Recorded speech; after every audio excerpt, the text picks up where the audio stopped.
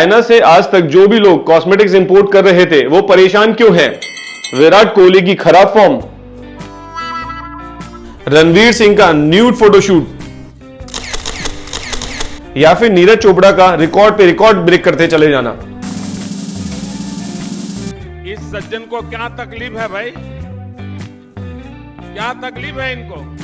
तकलीफ ये है जो इंपोर्टर कॉस्मेटिक धड़ल्ले से इंडिया में इंपोर्ट कर रहे थे उनके काम पे ब्रेक लग गया है। मेरे तो एल लग गए। ब्रेक का मतलब है कि इंडियन गवर्नमेंट ने रिसेंटली बहुत सारे रिफॉर्म्स और पॉलिसीज को इंट्रोड्यूस किया है इंपोर्ट की मार्केट में, और जिसकी वजह से पहले जो कॉस्मेटिक इंपोर्टर्स इजीली कॉस्मेटिक्स को इंपोर्ट कर पाते थे, अब उनके लिए हर चीज बहुत मुश्किल हो चुकी है। जो ये रिफॉर्म्स और पॉलिसी हैं ये बहुत तरीके की हैं, जिनमें से कुछ मैं आपको बताती हूँ। Increase in import duty, product wise segregation, shade wise segregation और सीए की फीस। और इतना ही नहीं जनाब, हर चीज की अलग अलग फीस, डिपार्टमेंट की रगड़ाई और कस्टम क्लियरेंस। इन दोनों के लफड़े पे मेरे को क्यों फंसा के रखा है? उठा ले रे बाबा, उठा ले। मेरे को नहीं रे, इन दोनों को उठा।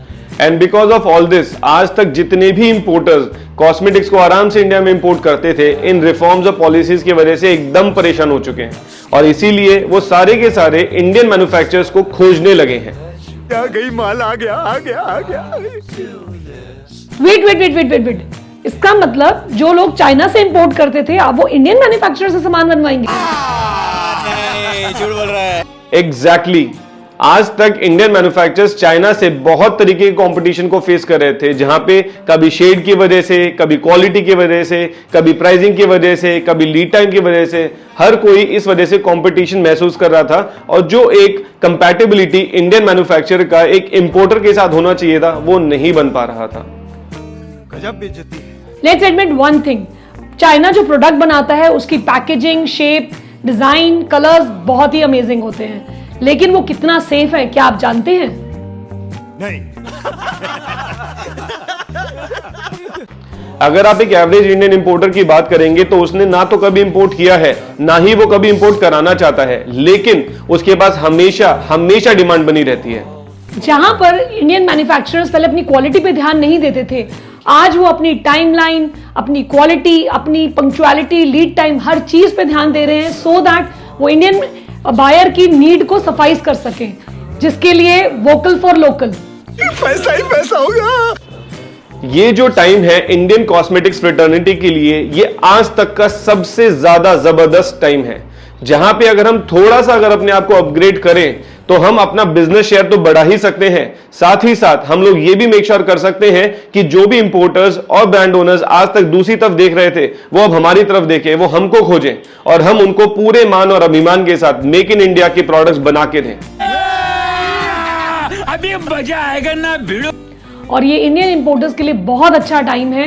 हो सकता है उनकी जो नीड है वो इंडियन मैन्युफैक्चरर से पूरी हो सके और आगे के लिए नए रास्ते खुल सके। समझ रहे हो? समझ रहे हो ना? और ये करना इसीलिए भी जरूरी है ताकि हम इंडिया की जो करेंसी है वो इंडिया में ही रहने दें, जिससे इंटरनेशनल मार्केट के अंदर में जब ज्यादा से ज्यादा पैसा इंडियन करेंसी का इंडिया में ही रहेगा, हमारा जो प्राइस है वो डॉलर के मुकाबले धीरे धीरे कहीं ना कहीं स्ट्रेंथन होता चला जाएगा। क्या बढ़िया था गुरु। क्या आपको आइडिया है कि इंडिया ने चाइना से कितने करोड़ों का इंपोर्ट किया है? इनको क्या ही पता है? आपको नहीं पता? मैं आपको बताता हूं। It is more than 1000 crore, और ये सिर्फ वो फिगर है जो आज आपको दिखाई देती है पेपर्स के अंदर में।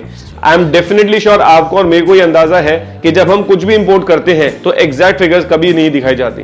तो इट बेसिकली मीन्स दैट हमारे पास में बहुत बड़ा मार्केट अभी ओपन हो चुका है।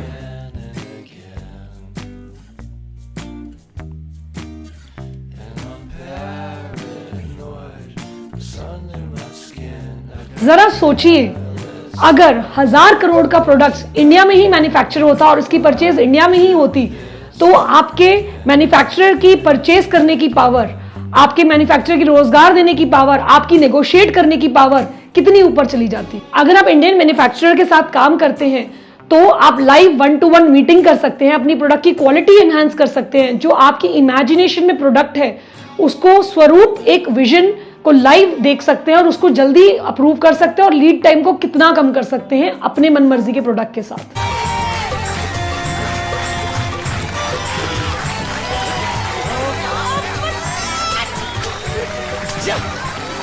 So guys, it is time that we start respecting the Indian sentiment and start giving chances to our Indian manufacturers, क्योंकि हम में भी है दम।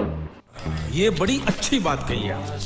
Last but not the least, Indian manufacturers को कुछ मेजर्स अपने लिए लेने होंगे।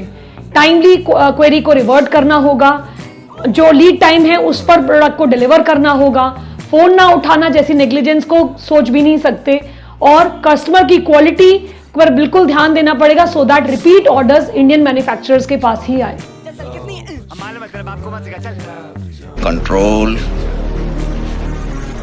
कंट्रोल उदय। अब जब हमने इतनी मेहनत करी है इस वीडियो को बनाने में, थोड़ा सा क्रेडिट तो हम अपने आप को भी दे देते हैं। तो मेरा नाम मोहित है, I am Neha from Fablic cosmetics, और हम लोग मैन्युफैक्चर करते हैं कलर कॉस्मेटिक्स, जहां पे nail polish, liquid lipstick, eyeliner, kajal और ऐसे बहुत सारे प्रोडक्ट्स हैं जो हम लोग बनाते हैं। हम लोगों के पास लगभग 2 डेकेड का एक्सपीरियंस है और जितने भी प्रोडक्ट्स हम लोग बनाते हैं वे सारे वीगन और क्रुएलिटी फ्री होते हैं।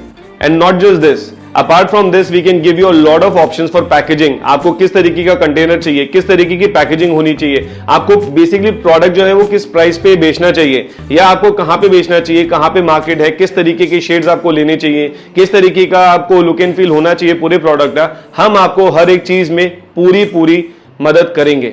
Do like and subscribe our channel if you like the content. और अगर आपकी कोई स्टार्टअप है और या कोई आपके पास आइडिया है जिसमें आप अपनी ब्रांड को एक विजन देना चाहते हैं, तो डू कनेक्ट विद अस।